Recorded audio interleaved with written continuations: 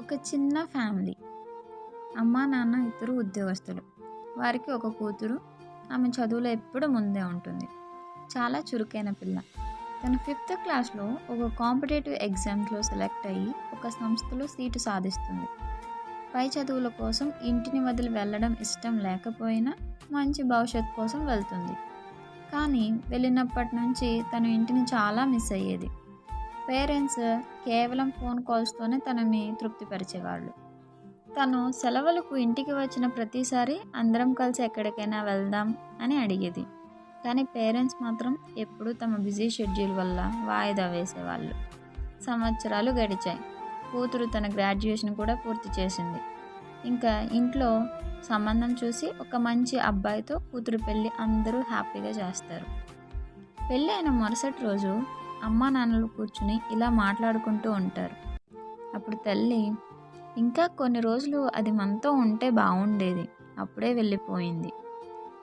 ఇంతలో తండ్రి, నాకు తను మొన్నే పుట్టినట్టు అనిపిస్తుంది, అప్పుడే అంత పెద్దదై వేరే ఇంటికి వెళ్ళిపోయిందా అని కూడా అనిపిస్తుంది. ఏం చేస్తుందో ఏంటో, ఒకసారి ఫోన్ చేద్దాం అని చెప్పి తల్లి కూతురికి కాల్ చేస్తుంది. అమ్మ, అంతా అక్కడ బాగానే ఉందా, అంతా ఓకేనా అని కూతురుని అడుగుతుంది. అప్పుడు కూతురు చిన్న నవ్వు నవ్వి, ఏంటమ్మా కొత్తగా అడిగావు, అక్కడ అంతా ఓకే అమ్మా. తల్లి ఇంకా ఏదో మాట్లాడాలి అనుకుంటుంది, కానీ ఏం మాట్లాడలేదు. కూతురు ఏదో చెప్పాలి అనుకుంటుంది, కానీ ఏమీ చెప్పలేదు. 2 నిమిషాల నిశ్శబ్దం. ఇంతలో కూతురు, సరే అమ్మా, అత్తయ్య పిలుస్తున్నారు, మళ్ళీ కాల్ చేస్తా నీకు అని ఫోన్ పెట్టేస్తుంది. అప్పుడు ఆ తల్లిదండ్రులకి కలిసి ఉన్నప్పుడు గడపడానికి సమయం లేదు. ఇప్పుడు సమయం ఉంది, కానీ తను పక్కన లేదు. ఆ చదువులో బాధ్యతల మధ్య తనతో గడపాల్సిన జ్ఞాపకాలన్నీ కోల్పోయామని అర్థమవుతుంది. కానీ ఆ సమయం మళ్ళీ తిరిగి రాదు కదా. నీతి.